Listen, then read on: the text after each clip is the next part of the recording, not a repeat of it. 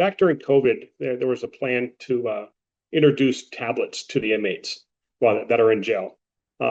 We initially looked at it. We talked to some other jails, and they said that they didn't have a lot of issues with them. So we're like, okay, we'll be okay with this.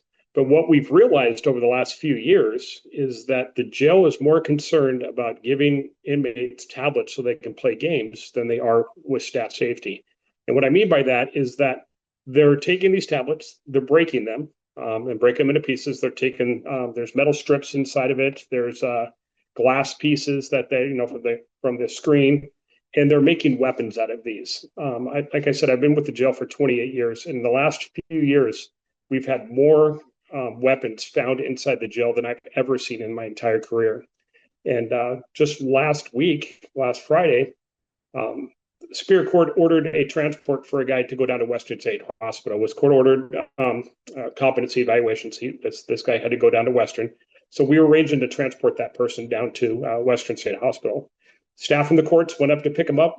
He was refusing to go, so they have to put a team together to go and get them. When they entered the cell, he was actively trying to stab them with one of these weapons that they made. And so he's coming over the top of basically a riot shield. He's trying to stab people. We're very fortunate in that incident that the officers, were trained. They're very capable, and they were able to get him quickly under control.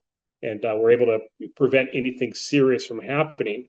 But then not 24 hours later, during a routine cell search, they find another weapon. And that was less than 24 hours after I went to management and said, hey, we've got to do something here. This has to stop. And what's happening is guy in custody will break the tablet and they'll immediately give him another one. And then they'll break it and they give him another one. And it's to us, it's like, this is crazy. One, are they being criminally charged for damaging property? Why are we continuing to give tablets to people that just want to break them and make weapons out of them? But I can't begin to understand the mindset of management and why they keep doing this.